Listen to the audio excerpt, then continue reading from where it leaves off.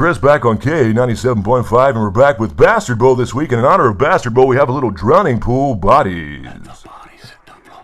Let the bodies hit the Hey guys, it's Chris. I'm back with James from Daily News Sports Trivia and a new tie-dye t-shirt. And this is this week's Q&A for Season 6, Episode 9, Battle of the Bastards. And I'm sure we're also getting to a lot of speculation for Episode 10, The Winds of Winter, the season finale. Let's get this question.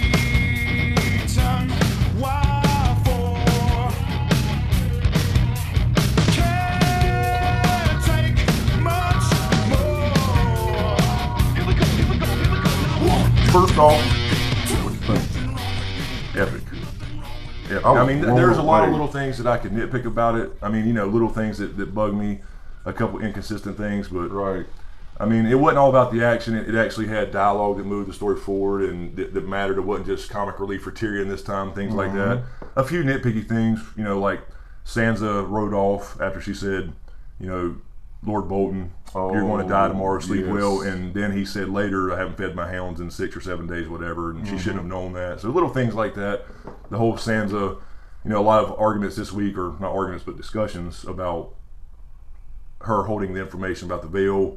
Well, she did the right thing because it ended up being that if she didn't, you know, it would have been Ramsay hold up in Winterfell for a siege, which wouldn't have been a bad thing for them anyway, because they can supply themselves being outside of Winterfell. These are all Northerners used to the cold. A lot of discussion about that this week, that whether she purposely sacrificed Rickon, you know, that type of stuff. So a little bit, a few things to nitpick, but other than that, man, this was totally badass. I mean, you can see where they saved the money for the budget for CGI, especially with the dragons. I don't think anybody expected as big of a scene in Marine as we got with the dragons. You know, this early, where we actually see 3 dragons in a battle now with Dany riding one this time. That was amazing. So, and loved it. I know something else you were nitpicking live when we were watching it. Zigzag! Zigzag! Yes, I was yelling zigzag. That was another thing too. And then you had a few people, I'm not saying on my channel necessarily, but I've seen a lot of people talking about the proper way to run from somebody shooting a bow at you. I mean, come on. I mean, everybody was saying zigzag because it just seems like the common sense thing to do. I mean, yeah, but I don't know. Well, let me start you off. I want to start off with a patron from Patreon, Joe Gaylord. Thank you, Joe. Says, Chris, I'm throwing this in here for the purpose of the next Q&A. What do you think about the theory that Jaqen and Syrio are the same person and that Syrio was a faceless man all along? Yeah, short answer, I don't think that's the case. I actually think they confirmed that Syrio died off screen, him being the dancing master that taught Arya. But the reason this is interesting, and there may be something to it, I'm certainly not shooting it down, but Syrio was there. You didn't see him die, but Meryn Trant did live. We did see him later because Arya killed him when she took the face. So obviously he survived that encounter. But the other thing is, especially with Jaqen, how it ties in is, why was Jaqen in the Black Sails in the first place? He would never be caught to be put in the Black Sails, to be taken from the Black Sails to the Wall. How Arya met with Jaqen, Biter, and Rourke on the way to the Wall was odd, because he should have never been in that cage in the first place. So people think that he was there for a reason, on purpose, to perhaps recruit Arya and things like that. So they think that the theory goes basically that he was there to recruit her and start her training earlier as Syrio Forel. Okay, so Syrio, he was too happy-go-lucky for me to see him as Jaqen, or Jaqen as him. I don't know. Yeah, I mean, I like the idea because you do question, especially in the books, why Jaqen's there. He has no business being in King's Landing, especially in the dungeons of King's Landing. He's there for a reason. They don't travel around just for fun. So there is something to him being there at the right place at the right time to be taken to the Wall and allow himself essentially to be captured, put in chains, put into a cage. Right. And so it is odd, but I think as far as the show goes, at least, I believe they did confirm that Syrio died off screen. So unfortunately, I don't think so. It looks like this next patron, Murph Dog, felt like you did. It said, good review, epic episode 9. Epic, but also gets into dirt, mud, gut while moving character and storyline. Right. Great fan payback. Hard Home director raises bar again. Q&A. Is Sansa new Littlefinger of the North? Yeah, essentially she's learning the game. I think that's part of it. You know, why she kept the secret about the Veil Army is because she learned from Littlefinger from a very early age, as far as when he came to the story and met her in King's Landing and started whispering in her ear the very first time when they had the tournament for Ned. You know, started giving her a few secrets here and there about the hound and all that good stuff, and really started working on her early. And she's learned this game of trust no one, and that's why she said kind of to John, nobody can protect anybody. You know, she's kind of looking out for herself, and you can't blame her for all she's been through. I mean, I'm not, you know, I can understand that to a degree, but the whole thing with her and her family, I mean, she basically said Rickon is a goner, and I agree. I understand what she's saying, but John, even though she warned John not to fall into any traps, like but the thing is, yes, she knew Ramsay, but she don't know his military tactics. I was thinking that, and she acted like he was so mentally superior to John. Do you believe he was? No, I think he's a trickster and he's not honorable like John, but when you see your brother sitting there and he's running towards you and he's shooting arrows at him, he's going to take the chance and die to save his brother, where Sansa was just saying, essentially, he's a goner. Yeah. Why would he not try? I mean, yeah, the trap was to get him in arrow range, to get John out there in the middle, to get him in archer range. I mean, I understand that, but at the same time, do you take that chance to rescue your brother, the Lord of Winterfell right now? Assuming that they assume Bran is dead, since Bran is the elder child. So I say yeah. Yeah, I mean, basically she is. I mean, she's learning to become that, although I don't think she'll fully go that far, because he wants it all. He wants the power. I think she is legitimately concerned about just getting everything back as far as what's hers in Winterfell, and probably end up Queen of the North, that type of thing. But what did you think about her scolding him? That bothered me, because it's like you're don't you want my input? Okay, what should we do? I don't know. Yeah, that's exactly what went down. So yeah, I mean, that would be some of the nitpicky stuff. And then when he's saying, when will we have a bigger army? You could have answered that question. That was the opportunity. Now I understand that she probably didn't know exactly if or when they would show up, but if she knew there was a possibility, she had already met with Littlefinger. He had already said, I have 10,000 men at Moat Caitlin. Now, first of all, if you want to get nitpicky, they should have known there was an army at Moat Caitlin by the way the landscape is. Ramsay should have had scouts out there. An army of 10,000 people riding by, taking Moat Caitlin and hold up there would have been known by Ramsay in the first place. Yeah, see, so if you piles of horse shit somewhere. Right, exactly. So that's the starting point for stuff you have to kind of ignore, you know, for a show. But if there's a possibility that they show up, that changes everything. They could have delayed for another day or whatever it may be, and still use the same tactic. You know, have them come up from the rear and basically destroy the Boltons from behind, and use those kind of tactics. Not just, you know, face more. But then again, if they showed up before the fight, then they're in a position to make Ramsay the one having to concede. Yeah. They can sit there and say, all right, here's what we're going to do. We'll let you have the Dread Fort or whatever, but you're going to lay down your shit right now and give my brother back, or we'll destroy you, because Ramsay would no longer have the advantage. He bet everything on his larger army, but, you know, that was it. And that's why he came out of the walls of Winterfell anyway.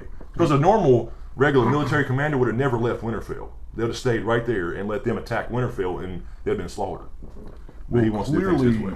He wasn't the kind of guy who was going to go out on his shield. He ran back to Winterfell, right? Right. And yeah. As soon as everything turned, so if he would have seen that huge army sitting over there, I'm sure he would have given up. Yeah, I mean, down the fight. There's no telling how he operates, but he's going to do things his way, which is why he was out in the field in the first place. The smart thing to do, anybody else, a Tywin Lannister, you know, any hardened military commander with experience, they're not going to come out of the walls of Winterfell. That's why it's a holdfast. Yeah. You stay in the walls and make somebody siege you, and you can slaughter them from above with arrows and rocks and bull and tar and all that good stuff. So he did it his way, just to show power or whatever, or just whatever the hell reason, basically for the plot. It was a plot device. But it worked. It worked, because he did have the overwhelming odds, you know, in his favor. So I think that's what it boils down to. Next question from Mona Thom, Q&A. Just wondering, do you think we will see Jorah again? And if so, how do you think he'd reappear and could affect any current storylines? I do think we'll see Jorah again. I don't know about this season in episode 10, but I don't think they're just going to let him ride off into the sunset quite like that.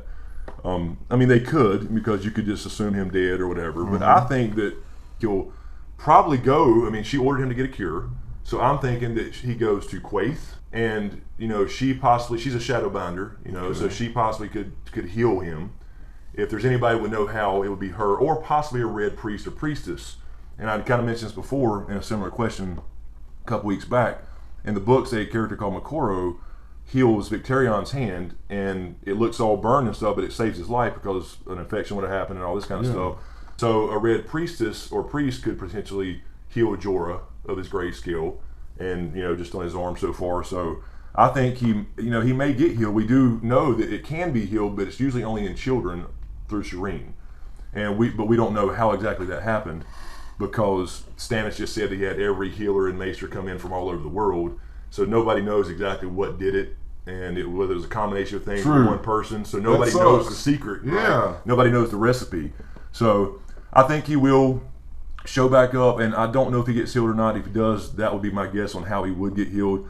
But I think he'll come back, and if he does go out, he'll go out one more time for his queen in some way, shape, or form, as far as one more act of love, right? Well, that scene goes was out. one of the first times I'd watched the show with you. Right. Okay, I personally got the feeling like she's sent him to go get a cure, kind of like leading him on as to when you come back we can be together or something. Was I picking up the wrong vibes? Not be together as in romantic, but be my hand or my right hand man, like you've always She been. just didn't want to lose him as that. Right, because she was basically saying, I command you to go get cured, and when you come back to me, I'll need you in the Seven Kingdoms. I need you to go get cured, but I don't think romantically. You think he heard romance? No, I mean, he loves her regardless. I know, He'll I can tell early where I'm at. He's Captain Friendzone is his nickname. Okay. Yeah, I think he's finally accepted that, but he's definitely in the friend zone. I'll tell you what I'd like to see, though. I mean, if it would happen to be this season, episode 10, if there's something up with Dario, which I think Dario is going to be left behind. I think that scene in the preview where Dany and Dario were talking, she was all like, rubbing his face and all that stuff. I think he's going to stay behind to kind of hold Marine while she's going through the Westeros. I'm assuming that's going to happen.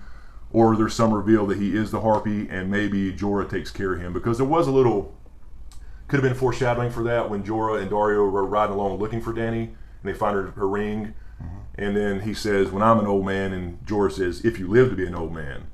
So if there's something up with him, I'd like to see Jorah be the one to kill him, saving Dany in some way or something. So, okay. We'll see. All right, next question comes from MCCO917. The official smokescreen commentator. I've seen this picture and username before. Q&A, how do you think the Ironborn will react to Asha telling them that they're going to have to start making driftwood sculptures and seashell lampshades to sell on the mainland? Yeah, this brings into question whether Yara or Asha in the books is going to betray Dany, because you're talking about, it's kind of going back to that thing again with Dany changing the Dothraki culture. I mean, it's wrong, the things they do, slavery and all that stuff, but it's something that's been going on for thousands of years, and she's coming in and saying, no, that's over. Right. Die in your old ways or live in my new one. So it's kind of one of those things where, the Ironborn, they're pirates. That's their lifestyle. Their whole statement is, we do not sow, their house words. And their whole thing is about paying the iron price, taking what's yours instead of buying it with gold. I mean, that's their whole culture. That's what you said. Yeah, I mean, it could potentially be an issue. I mean, in the show, I don't know how they'll do that any different, but Euron's a much bigger storyline with another brother in the book, so that could go a whole different way. So yeah, I mean, I don't know if that's going to be as smooth as it seems it's going to be. We're partners now. We're just going to go back, and you let me be queen of the Iron Islands, and we'll just stop our Revan ways. So I don't see that going as smoothly as we think. I don't either, and I was thinking that the whole time. But then again, in the show, they are making Euron the antagonist and Yara and Theon the protagonists in that situation. So, I mean, maybe they do change. But this is about change. So, I mean, maybe they do realize, you know what, it's pretty fucked up that we go raid fishing villages and steal shit from people and kill people and take their stuff. So, I mean, this whole show's about change. And I would say even going beyond that would be, we started off with a bunch of kings, the War of the Five Kings, and now we're seeing more queens. I think is going to show up. You got Dany coming over, potentially Sansa in the north. Now Yara is queen of the Iron Islands. So now we're going to have like this, 5 queen thing perhaps, and maybe 7 independent states again. Because she's already basically said, "Can we be an independent state?" And she said, "Yeah, as long as you help me take back the rest of them, you can be queen of the Iron Islands." So now she's going to be Queen Dany, if she succeeds, queen of the 6 kingdoms. Yes. And Yara's going to have her own thing. So I see it possibly going to a state-style system, a democracy even, where they each have their individual regions and their own rules and laws, but Dany maybe sits in King's Landing with the federal style, you know what I'm saying, laws. I totally can see that. So I see change coming as far as these old ways, so I think that's kind of leading into that whole idea that George R. R. Martin has. Well, this question kind of plays off of that Sansa Littlefinger thing. It says it's from Jester Alano. Q&A, what do you think of the Dark Sansa theory? Basically, she just let everybody die before she saves the day and becomes the Queen of the North. Yeah, I mean, this is what I've been referring to her as Darth Sansa, for the last few months or almost a year now, where we're supposed to see her emerge. Last season is more of this, darker character where she's learning to hold her own and play the game under Littlefinger's tutelage. And now we're finally seeing a little bit of that this year. So I think she'll get to that. My idea of it is she'll get to a point where she's realized she's gone too far, if that makes any sense. Like, she's starting to play this game and get in to be like a Littlefinger of the North, like somebody just asked. But then she'll realize, wait a minute, I can't be like him. Family is first and all that kind of stuff, and then probably end up being the one responsible for killing him. So that's the way I see it going, where she's on this arc where she goes a little bit dark down this dark path, kind of like Arya, but then kind of bounces back from it. So, I mean, that's what I see going on right now. Now, again, you read the books prior to watching the show? A little bit of both. Okay. I'd read some before the show and didn't realize what I was reading as far as the whole, before there was, 5 books total and 7 planned. So back a long, long time ago. Then got into the show and then went back to the books again. So okay, well, the Sansa that I see, she's so prim and proper. Yes. Right now. And it's like Littlefinger is just in the picture as far as, getting in her ear a little bit. I'm shocked from the Sansa I see on screen in season 3 now to the Sansa I see now in season 6, at the end of season 6. But the thing is about that, did you see her character that you you really didn't, though. That's the thing. Only now in season 6 is she really any different. Okay. You saw a little bit of it, a hint of it in season 5, but that was such a big disappointment to a lot of show watchers, is because you thought, I mean, you could see this is where it was going, but she never got there. Like, she would step up and say something bold to somebody, but then she'd be right back to, oh, Joffrey's my king, and blah, blah, blah. Kind of this weak Sansa. So you knew that's where it was going, but you really didn't see that very often, and it ended up being like she was just always in the same character in a different place. And now this year, you're finally seeing a little bit of this change, and it's good for storytelling, but, like I said, it could go to a dark place for a little while for her. Because this seemed, I'm not saying that she purposely had, let Rickon die and all that stuff. Right. She couldn't have known exactly what was going to happen. She did warn Jon about Ramsay, but she wouldn't have known about specific traps and military, strategy and all that kind of stuff. So it was just an odd thing. It was very much like Littlefinger for her to withhold information, because she's learning the information is the key, and that's what it boils down to. So okay. Next question from Jate Villo. J8 Villo. Q&A, with a low estimate of at least 6,000 dead soldiers in the battle, will they be able to burn all those bodies in time? Nobody ever talks about what they do with all the bodies after a battle. That's right. That's the thing of war. It's a nasty, dirty hell, that these people are in, and they tried to portray that. And as far as the bodies being burned, I don't know if they're that far north for it to matter. We only see right now is that beyond the wall they need to be burned. But we did get 2 Night's Watchmen, Benjen's partners that originally rode out, got lost in season 1. Ghost found his hand. Then they found the bodies and pulled them back in to Castle Black, which was beyond the wall. And they did turn later to go attack Lord Commander Mormont, and that's when Jon saved him and burned his hand. Oh, shit. So they did turn south of the wall, but the question is, how does that work? We don't know. I mean, did they just, were they already in the process of turning when they pulled their bodies through? Right. And then once they were through, does the wall's magical ward only affect the wall itself? So in other words, if you could kill somebody, right, north of the wall, take them where the process starts, the magic takes hold of White Walkers or however it works, and then pull them through before they reanimate, would they still reanimate? It looks like they would, because it happened at Castle Black. But if you don't die north of the wall, I don't think you would. But is the wall a mystical barrier instead of just a physical barrier? It's supposed to have some magical warding. Okay. Yes. And yes, there's a couple things in the books about that hints at it, and as a matter of fact, Cold Hands in the books cannot pass through the wall. He tells you that straight up. No shit. So he helps out Bran and them, but he can't pass through the wall. So that's something that's basically hinted at. Otherwise, those 6,000 he's talking about he could snap his fingers and yeah, I mean, you think about it. I mean, that wall, if it's just a physical barrier of ice, that's what they manipulate. That's what they control. He can apparently just touch the ground and crack the thing in half and bring it down, which may happen, by the way. Right. So it has to have some kind of spell on it, just like the cave did. That makes sense. So, and we'll see now if Bran being marked, if they still remember that was in the show. Yes. If he goes to the wall going south with Benjen, or even, I don't think Benjen's going. If Benjen's playing cold hands, which he is in the show, he's not going to be able to go. He shouldn't be able to pass. Unless the children saving him change that. But if it is, again, in the books, cold hands cannot go through the wall. Okay. So he is a That's white. That's be interesting to watch for. Right. So we'll see what they do in the show. So next question, Hugo Pyers says, Q&A. Hey Chris, first of all, thanks a lot for entertaining me with your awesome videos. Thanks, sir. What will Peter Baelish's next move be? What's stopping him from taking over Winterfell? I remember an episode in which Lord Varys tells Lady Olenna he, talking about Peter Baelish, would see this country burn if he could be king of the ashes. Yeah, I mean, right now there's nothing he can do about Winterfell because you do have Starks there, and you do have houses that support the Starks. In the books, obviously, there's a lot more houses. So right now, the only option he has is marriage. And he's essentially control of the Vale through Robin until Robin comes of age, because he was married to Lysa Arryn. And so and then through Sansa, if he tries to marry her himself or perhaps marry her to Robin, he could gain control that way and essentially become, Warden of the North, Lord of Winterfell through Sansa in some way. So I think that's his plan.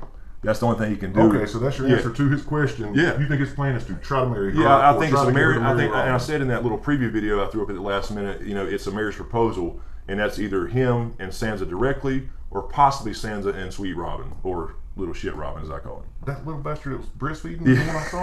That little bastard. Oh, I hated him. Yeah, I mean, he's a little older now, from the first time you saw him in season 2, but yeah, I mean, he's just he plays him like a puppet.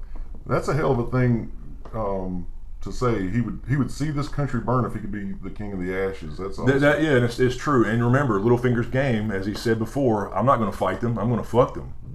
That's his game. He knows all this, the political maneuvering. Yeah. Not going to pick up a sword and do it by force unless he's using somebody else's forces like he is right now at the Vale. And he only helped out Sansa because he needs something from her. So.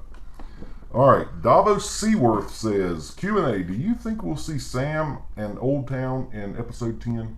I think we will. This is going to be, I believe, the longest episode ever. I think it's 69 minutes long, something like that. Oh, that's exciting. Or maybe, I believe that's right, something like that. So anyway, there's a lot of things to wrap up.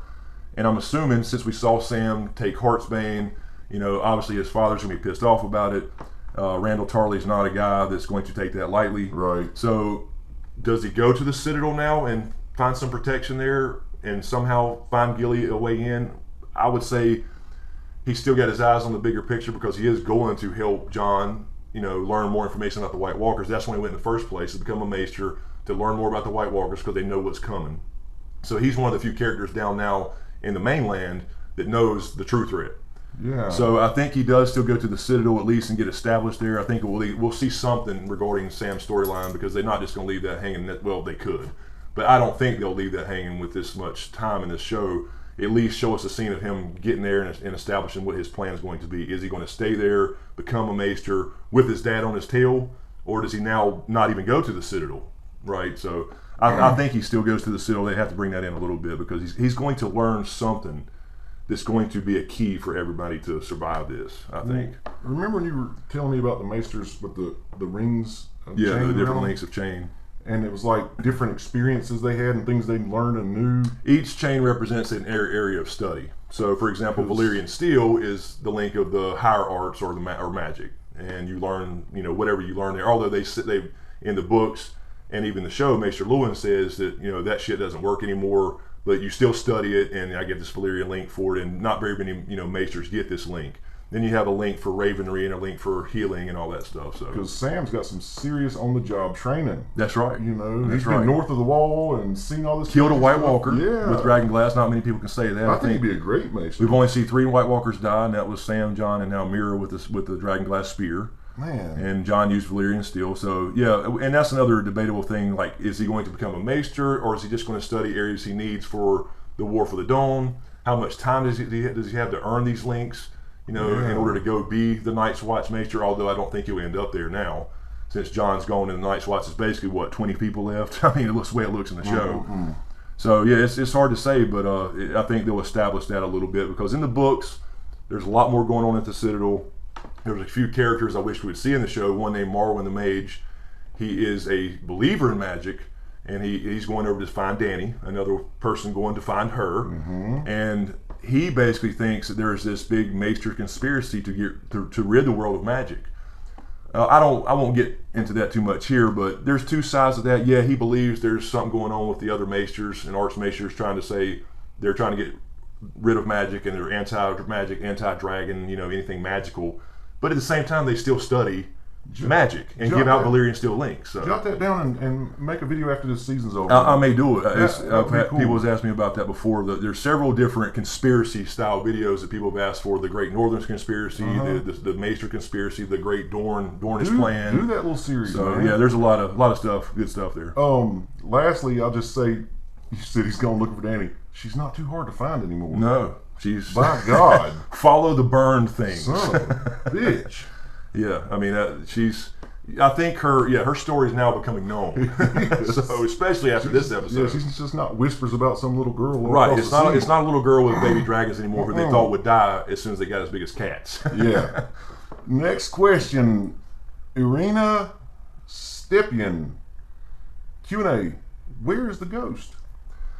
Yeah, I don't know. It makes no sense to me why you have this epic battle. You have 3 dragons. You have 1/1. You have all the CGI that it took to do these 2 big battles. Insane, and you don't have Ghost in the show. He's been missing for 3 or 4 episodes now since John came back, really, I think. So, I mean, I don't know why they didn't put him in there. I can only think it would be, like Rob apparently used Grey Wind in battle. And, there were rumors that he could turn into a wolf in battle, which kind of hinted at his warging, because in the books he does.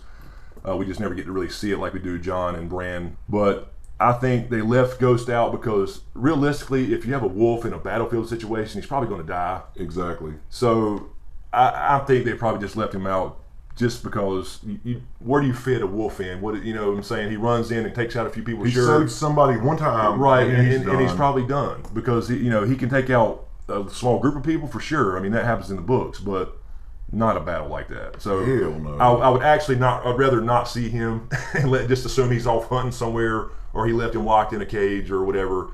It was more poetic for Jackass's hounds to eat him, right? Than it would have been for Ghost to yeah, kill him, right. I mean, yeah, a lot of people wanted to see Ghost, rip Ramsay's throat out, but it was poetic justice for his own hounds to eat him, especially after him hunting people like animals. I've yet to see that. Yeah, you'll see that. And of course we saw Fat Walda and his half baby brother get ripped apart by his hounds. And we didn't get to see that on camera. They did give us the satisfaction of getting a face bite. Damn right they did. In this episode. So graphic. And he said he'd been starving them intentionally for 7 days. Right, so Ramsay is now dog shit. He is. Literally. All right. This question is from Zachary Walton. Do you think Loras will confess to the Tyrell's involvement in Joffrey's death? That will totally set Cersei off to a wildfire level. I think it's possible, but I don't know if he knows that they were involved. And this is a part you hadn't got to yet, but no. I think Lady Olenna, the Queen of Thorns. I'd be talking about it if I'd got to Joffrey's death. Right, exactly. So, yeah, I don't know if he knows all that as far as the details. I think her and Littlefinger are probably the only ones that are aware of that. And, of course, a couple people they used in it getting done. So, I mean, it's possible, but I just don't know if he knows that at all. Well, she's almost at a wildfire level now. What do you think? I mean, she's already. I think she's already almost in that corner because she specifically after the last episode when we saw Tommen give the decree that there would be no more trial by combat. That was her option. That was her way out, and she even told Jaime that you go to River Run, lead our army. I'm here. I got a trial by combat. I have the mountain. She really had no worries at that point. Right. That was her ace in the hole, and I think that now that that's taken away, that's when, she had the scene with Qyburn, and she said, are those old rumors true? Are they just rumors or something to it? And of course, he's referring to the Mad King's wildfire stashes, which are all around the city and never found specifically under the Sept of Baelor, where the trial will likely be. So, yeah, I think she's in that. I think that's her plan now, is to kill the High Sparrow and all that. Tommen may be a casualty in that. Whether it's on purpose or not, we don't know. But I think that's her plan now. So I don't think it will take Loris to convict her of anything. I don't even know if she'll actually have a trial. I don't know if we'll even get to the point where she has a trial. Man, I think we'll see Loris's trial start, and maybe that whole thing go down. But she's not going to be in that room if she's planning on setting it off. So cool. Do you think she's gonna set it off? I think she does. I mean, it built up a lot. Yeah, I mean, it's been so much, so many hints at it. I just think you're going to see it at least attempted. But then again, like I said in the preview video, if what I think is going to happen as far as Jamie ended up killing her at some point, then I don't know. Maybe she doesn't yet, because he's still in River Run, as far as I know, and as far as the trailer or the teaser for next week. So. Then again, I could be completely wrong, and he doesn't have to be there. Maybe this is going to go further than we thought, because apparently, we've heard. I try to stay away from news and all that stuff, because I want my predictions to be based off the show and the books or whatever. Yes. But I run across some people send me things. It's hard things. not to. It's hard to right. miss.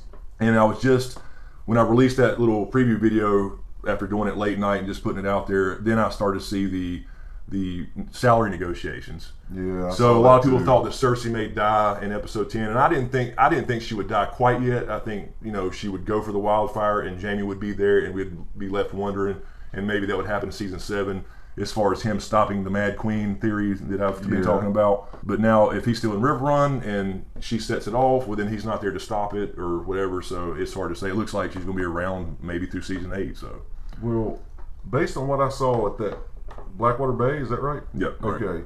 With what Tyrion did with that wildfire, yes. If that shit got ignited under that castle, there'd be a crater left in the ground. Damn right. Damn right. I mean, and that's what's crazy about it. That's been apparently there for over 14 years and never been found, all these caches. And all those lanterns and shit and all the fire in there, nothing's ever sparked it. So, that just gave me chills. No shit, they're walking through there with torches. They're walking through their torches and stuff. They have got chills on my legs. That's no electricity, and it's just sitting there somewhere in caches. Oh my god! And apparently, we don't really know exactly where. It was just mentioned, in King's Landing, the Red Keep, the Sept of Baelor. So it's stashed everywhere. We just don't know where. And all it would take is a spark. And some people speculate it could be when Dany shows up and dragons ignite it, but obviously it's been pointing in Cersei's direction for a long time now. So. Man, I hated that. It made me actually think about napalm. And that's how horrible a death that is. Yeah, it's basically what it is. It's nasty stuff. Okay, next question. This is a long one, all right. But I'm gonna read a long one because she mentions my name. This question's from Dana Ristic. It says, "Hey Chris and James, 1, love your vids. Thank you. Thank you. Number 2, Q&A question. I know I'm hoping for much again, but I just read the synopsis for the season finale, which says Brienne will meet an old friend turned foe. Since Catelyn is oddly being mentioned so many times during this one particular season, we saw the Tully residents get taken over, and Brienne, Jaime, and the Brotherhood are all in the Riverlands. Do you think Lady Stoneheart might finally appear, or am I just clinging to my hope that Brienne will follow her book arc? Then again, it is the longest episode in the show's history. Thanks." Yeah, I still stick by what I've been saying. I think it's just too late for Lady Stoneheart. I mean, as far as where we are in the books, and I mean, potentially it's still possible, but I think like the whole Jon Snow resurrection, it was the worst kept secret in TV history. We all knew it was going to happen. They kept trying to say no, Jon Snow's dead, but yeah, we know he's dead, but that doesn't mean he can't be resurrected. So I think we would know if Michelle Fairley if it would be the same actress. Now they could use a different actress because she would look a lot different.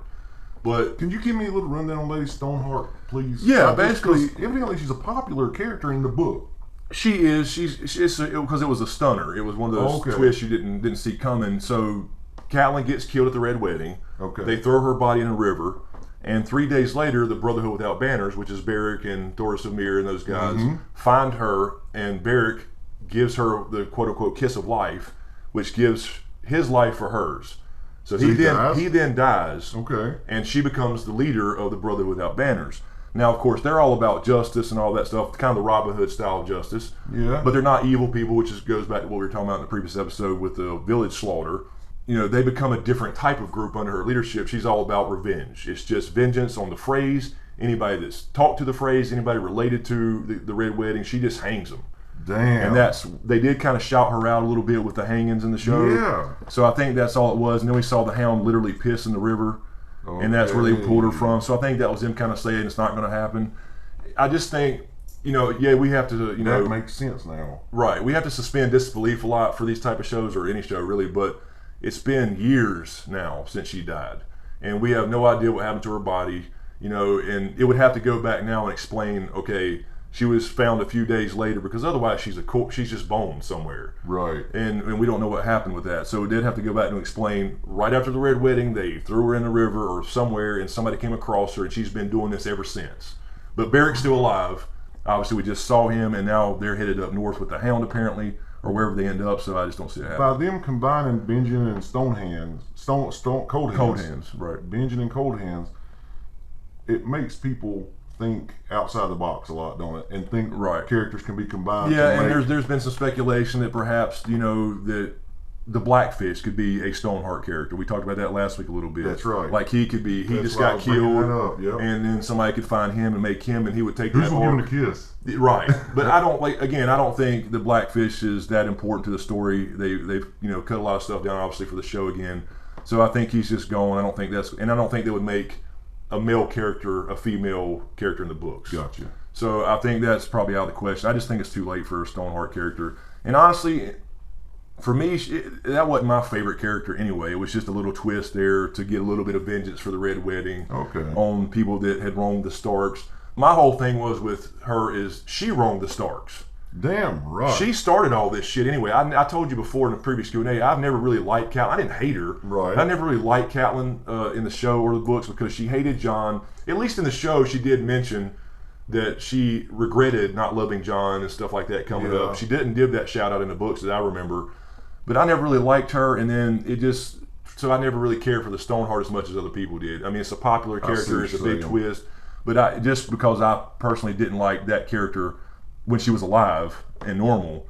Why would you like it? But she did more harm to the Starks than anybody. I totally agree from what I've seen. But everything was set off, and you could go back and say there was other things that led up to that Littlefinger tried to set up, but that wasn't a guarantee. His plans wasn't guaranteed to result in Catelyn taking Tyrion, with really no evidence other than a fucking knife that used to belong to him. So if she started the whole fucking thing, she got Ned stabbed and killed. She goes behind Rob's back and lets Jaime Lannister go, and I can understand that to a degree, trying to get her daughters back, and that was the right thing to him about it. Right. So the whole thing with Tyrion started all this. I mean, you can really point back to that as the beginning of everything. Yes, you would have still had Bran pushed out the window, and things would have went down differently, but the Lannisters would have never turned on Ned and the Starks if that didn't happen and they took Tyrion, because even though Tywin hates Tyrion as his son, he's all about the family. He would have came. He had to raise his army because his son, a Lannister, was being held hostage. Yes. So that led to that anyway. So I never liked her. I really did. She knew that was going to spark that. As soon as word got out that she had him. Right. It wasn't just to get at Cersei and them. She knew that Tywin would get fired up about it. Exactly. The Ravens went out, and everybody knew instantly that the imp's been taken, and of course Tywin has to immediately, for the family name, raise his army and go after, and that created the whole damn thing. So, well, thanks for doing that, man. I appreciate it. Next question, Janine Curtis, Q&A. Are we going to see some Frey pie? Do you think D&D will go in a different direction and give the Freys their comeuppance in a different way? Is Jaime going to betray them? I would say, I would probably, if I had to guess, just based off, again, the show, we haven't seen the setup with the Manderleys and all the whole thing for Frey pie. I would love to see that. It would be awesome. But I think there was probably more of a possibility, if I had to choose from those two, that Jaime would betray them. I mean, right now, right after we saw Riverrun get taken back, he did that for the Freys because he was doing his duty as a Lannister and for his king, his son. Mm-hmm. So I don't see right at this moment why he would betray the Freys all of a sudden, unless he just has this big change of heart and realized that everything they've done was wrong and he wants to get revenge for the Starks for some reason. So something would have to kick that off for him to say, you know what, I need to get behind the Starks. But at the same time, if he did that, he would be betraying Cersei and his king and all that stuff as far as the whole anti-Stark thing. So I don't see him doing that for no reason. I think so something would have to happen for him to turn his back on Cersei and on Tommen and his house, essentially Lannister. So in the books, he's already kind of at that point where that could happen because he knows about Cersei and all her extramarital affairs. Yeah. And he's aware of all these people that she's screwed. So it makes more sense there. But on the show, you just saw, I still love Cersei. I'm going to do whatever I can to get back to her. Now, he was more of an asshole, Jaime, to Edmure to save lives. So he realized that. She's still got the more honorable Jaime that we've been learning to like a lot better in the last few seasons. Something's got to happen for him to all of a sudden snap and just all of a sudden turn on the phrase, if that makes any sense. I mean, right now, he just took River Run. He did it. They put the Frey flags back up. Why now all of a sudden turn at the last minute? True. So something has to happen for that, cool. I believe. Next question. 20-sided Turtle says, Chris, do you think there's a chance that D&D hold off on the Tower of Joy reveal to let George R.R. Martin reveal it in the next book? It's certainly a possibility. But I definitely think that we're going to see Bran in Vision stuff in episode 10. And I do know that middle Ned, or the younger Ned, is supposed to play a part in that. And so we're going to see the Tower of Joy, part 2. So I just don't see them doing a part 3. Because you would have to say, once he goes in there, it shouldn't be that much information. Right. He goes in there, he sees his dad, Ned, laying down with Lyanna on her bed of blood, and she's saying, promise me, Ned, and there should be a baby. Really, that's all we need to see, and maybe their dialogue as far as the baby's name, or something to that effect. So I can't see them doing a whole Tower of Joy thing and not actually revealing it. That's the only reason I think. It would be a great cliffhanger, obviously, for TV purposes, because you see a baby, but maybe there's no hair and you can't tell the color of the hair or whatever, and they can still be a question, maybe it's Dany, or maybe it's twins or whatever. But I don't see them doing a Tower of Joy and not revealing it, because you would have to do a third part. But shouldn't he see Rhaegar in there? Rhaegar's not there. No, Rhaegar's dead at this point. So he went off to battle. Robert He died before the baby was born? Yeah, he died in battle with Robert at the Trident before this happened. So she was there with the king, but he had his Kingsguard there. That's why they were there. They wasn't there. Ned was just there to protect her. Ned showed up to find her. The Kingsguard were already there to protect her, and that's one of the things that makes it such a big deal about who the baby was, because why would he have Kingsguard guarding some random tower in Dorne? Right. And just some random woman that he just loved or whatever, without there being a prince involved. Or a princess, but a prince involved. And it was Ned's sister, correct? Right, Lyanna. Okay. So yeah, I think they could do it in a way where we learn the truth, but Jon doesn't learn the truth, or something to that effect, for a cliffhanger style type ending, I guess. But I just don't see them doing a part 3 is the only reason I think that. You know what I mean? Why would you go to a Tower of Joy again? I agree. Where he goes alone now, because obviously Bloodraven's gone. Yeah. He goes in there alone, he walks in there and then still doesn't find out, so it makes no sense for them to do a Tower of Joy part 3 in season 7. So you're saying Bran walks into the Tower of Joy, right, and should see Ned and Lyanna, and that's it? You should see Ned and Lyanna, and possibly Wyla the wet nurse. We don't know if they're going to put that in the show or whatever. And then a baby, and he's going to know what's going on, and he's either going to spill his guts, or it's going to wait till the next season. Right, yeah, and then that's the thing right there. I mean, I just don't know how much time they're going to have wherever he is and has this vision. True. We don't. I guess he's still north of the wall. Maybe we see him come beyond the wall, come south first, and however he connects to werewood.net now, whether it's through his sled or he can just do it now, or if he actually needs a tree, we don't know. Through his sled. It's just his werewood sled, right? Maybe he can just touch dead wood. I don't know.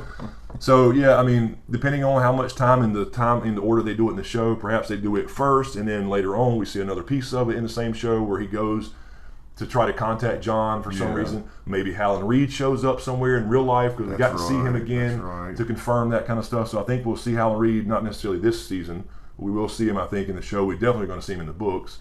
So I mean, I just don't see why they would do a Tower of Joy part 2 and not reveal that and have to do a part 3, because we do know that middle Ned or young Ned's going to be in this show. Cool. So. All right, our next question comes from Tom Snow.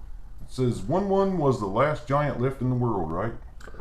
I believe in the show he is. We saw 3 total, and all 3 die now, so I believe they're insinuating they're gone. Also, the Children of the Forest, we all saw them die, and we don't know if we're going to see them in the God's eye, if there's still some left, but it implied that that was the last of the races, which were the 2 original races to inhabit Westeros. So, Oh, really? yeah, so they're all apparently gone, at least in the show. Well, I know that disappointed you that he didn't have a weapon or Yeah, something. it was, it's plot, I mean, but you give him a damn tree or just a big shield, and he's unstoppable. He really would have been. I In mean, that episode, he could have plowed over a bunch of horses. He knocked horses left and right. I mean, he could have. It's like we saw him at Hardhome. They thought about it then, right?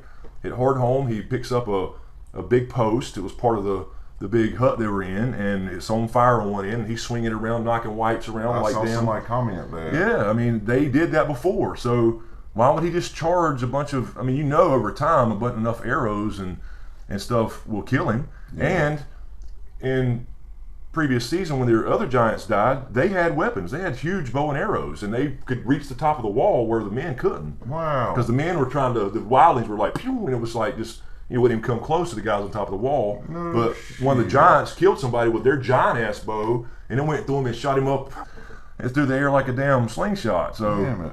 and he came crashing down on the other side of the wall in Castle Black in the middle of a battle.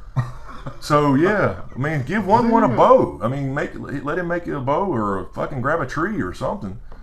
He can just go swinging around like a damn Louisville Slugger, like I said. Shit. That was really sad when he, had all those arrows in him. Yeah, he looked like a pincushion. I mean, a lot of people said that, but that's exactly what you thought about. And John looked at him, and I thought he missed an opportunity to say something. He should have, I think, he vocalized what he was thinking. Yeah, but he don't speak the common tongue. He was thinking. You could tell that look though. He was like looking over at him like, I support you. I did my job. I'm dying for you here. And John reached out to him, and then they had to. This is another nitpicky thing I thought was stupid. They had to give Ramsay one last win to have the kill shot on 1-1. Why would he kill 1-1 when he's already dying and not kill Jon Snow? While John's looking at one? John's just standing there, and he shoots 1-1. I didn't even think about that. You know what I mean? So, it was just for effect, but, to give him the last little victory to kill a beloved character. But you kill John and you damn near win. I mean, you're still going to lose. Yeah. But, you knock out the bastard. It was Bastard Bull after all. So, yeah, I mean, I hated it. I liked 1-1. He was cool as hell. And, but that's part of this story of... If John winds up running something at the end of all this, whether he's King of the North or whatever happens... Right. I think he should build a statue. I agree. I think because the whole thing is about is how all this damn warfare wipes people out, and now you have the 2 original races gone completely apparently, and it was all man's fault and whatever. So that's the whole idea anyway of this. It is an anti-war show shown in a very gruesome way. Yeah, it really is, ain't it? Next question from Lance Kozak. It says, Q&A, James, can you please wear a matching tie-dye bandana the next time? It really upped the entertainment value of an already great episode. That would be awesome. They don't make bandanas big enough to fit this big tater head I got. Oh, we can do something. We'll get a towel and tie-dyed or something. Hell yeah, I'll do Old it. T-shirt. Another T-shirt. Yeah, you could do that. I'll do it. I'll look like... and you can go, West Side, or wear it backwards. That'd be cool. Yeah, let's do that. That'd be cool. Lance really does have another question for you. Okay. It says, okay, now that the Hound is running with Brotherhood Without Banners again, it's probably likely that he'll run into Lady Brienne again. You think that might be a slightly awkward reunion? I would say so. Yeah, that would be awkward. Although she's headed back north, and they're now headed north, so I'm thinking they probably would meet again. But he is kind of changed. Violence was not his first option. He tried to escape it, but he just went on this short little tear of vengeance. Yeah. So I mean, he is kind of a different person though, because he sat down and have a normal conversation with Thoros and Beric. So yeah, I mean, I think it'd be awkward, but I don't think they would fight again or anything like that. So I think it'd be kind of cool for him to meet the woman that knocked his block off. You know what I mean? No, I don't. Yeah, well, you will. Awesome. You will. That's right. You hadn't seen that. So. D. The Belly says, how will Daenerys stop the Dothraki to rape? I guess from raping. With plot magic, it says. Yeah, I mean, that's, again, it goes back to the whole cultural thing. She's saying, all right, you've been doing this for thousands of years, no more. But then again, the way I can justify it, I guess, because you really can't. She can't control all that. She's not in the battlefield. If she's up on a dragon flying around, she can't see what they're doing and babysit everybody. So you just have to kind of use imagination and say, you know what? They saw a fucking dragon which they didn't believe existed, right? And they just truly worship her because she walked out of that fire unburnt. So they believe she is a goddess, so to speak. So they just listen. I mean, that's what you kind of got to believe. So it is kind of plot magic in that sense. I do believe that the Iron Islands, I think they'll listen just because of the deal they made, right? Well, yeah, that's what we were talking about before. Will they listen? But these people, they're kind of wilder, right? Well, yeah, I do believe though. There's not much different in their cultures other than slavery, though. Really? I mean, if you think about it, they're just kind of the sea version, right? But they don't take slaves. That's a good way to look at it. Right? They don't take slaves or anything like the Dothraki do, but they still pillage and rape and plunder, and that's how they get their stuff. They don't. That's why they're so drab looking as far as their armor and stuff, because it's the Ironborn way to take whatever you get, but you don't wear fancy gold and all that shit. Yeah, I saw that episode where when Theon goes and sees his father the first time. Take the cape off. Take that shit off. You look like a damn. If you bought it, take it off. Yeah. What price did you pay for it? Right. Did you pay the gold price? Did you pay the iron price? So yeah, that's true. You can't. It is kind of plot magic if that's going to happen. But then again, that begs the question: Is she going to be able to change the Dothraki way and the Ironborn way, for that matter, after they go across perhaps and win the Seven Kingdoms or whatever? We know we're all going to focus on the main thing coming, the War for the Dawn with the White Walkers and all that, but as little subplots are still around before we get to that point where nothing else really matters, will Yara hold up her end of the deal? So, well, before we wrap this up this week, I want to kind of give you a chance to maybe let these people know that you know what White Ravens. I saw this one guy going off on you, and you clearly said in your video. Yeah. I mean, I may have not made it as clear as it should have been. I mean, I went in there late night thinking, okay, let me just do this thing real quick before I go to bed, and just did a voiceover. First time I've ever done a video not on camera, by the way. Right. And so people were asking, "Are you okay? You sounded sick." It was late, and I was really close to the mic because normally it's 2 or 3 feet away from me when I'm on camera. So anyway, yeah, I mean, I thought I explained the part right after because I just speculated. It was just pure speculation, just ideas that the White Raven could be brand warding something because they do represent important things from the Citadel. The Citadel has sent out ravens, white ravens only. They don't really carry a message, so to speak, other than it being a white raven is the message. Oh. And it means a change of seasons. So we've already saw in the show when basically Pycelle, the way he words it is, the days are getting shorter. Here's the white raven from the Citadel. Summer is over. So then it didn't really say it's the beginning of fall. You know what I mean? So there is a fall. People think there's just summer and winter, but there is a spring and a fall in between those times. And there was a year of the fall spring where they thought it was going to be summer again, but it was just a short snap of warmth, I guess, or whatever it's mentioned in the books as far as some history goes. So in A Dance with Dragons, in the epilogue, they do send out another white raven saying winter is here. I was just kind of thinking, when I was thinking about the whole brand thing or whatever, I mean, I thought I did explain that these usually do come from the Citadel. You showed the clip. And I even showed the clip with the white raven in the cage saying this was the end of summer. But I was just thinking maybe the show don't want to complicate things because they do keep it simple and send out another one which is almost the same message. Because if they really don't mention spring and autumn, right, in the show, they only mention summer and winter, and you've already seen a raven come out and say it's the end of summer, it's almost the same message at the beginning of winter for show watchers. Yeah. If that makes any sense. No, it does. So I was just thinking, why on the show would they send out another one? I mean, that's likely what it is. It's probably just and it is named, as far as the 10th episode, it is named The Winds of Winter. So it probably is simply a raven from the Citadel saying winter is here. But again, I was just saying, why send out an end of summer message on the show and then years later send out a winter's here message, which is basically the same thing, the way they portrayed it. And so with that logic, you said, what else could it be? What else could it be? Possibly. Could it be Bran sending, warning? Because they're still, it's said that the Citadel breeds these white ravens themselves. Mm-hmm. So that it's not like a natural species. So, but we don't really know that. There could be another white owl out. I mean, you couldn't tell if it was a raven or not. Right. So, I mean, you had the white falcon that Littlefinger gave to Sweet Robin. So, I mean, I was just throwing out ideas that if it's not this simple explanation, which is Citadel, which likely it is, and I believe it is, and it was just throwing ideas out there. Could it be Bran, with an important message for Jon after the Tower of Joy? Could it be from Sam? he is in the Citadel, he finds out something maybe. What if he gets like established as a maester and then has to send a really important message to Jon or something like that? So it's just speculation. I mean, that's all it was. But I thought I clearly communicated that was normally sent out only by the Citadel in the books, because they do send out 2 in the books. I was just saying. Hopefully that's cleared up, because I saw a lot of comments, and most are fine. Most are just like, I think the White Raven is just from the Citadel saying winter's here. The episode's called, the Winds of Winter, and I agree with that completely.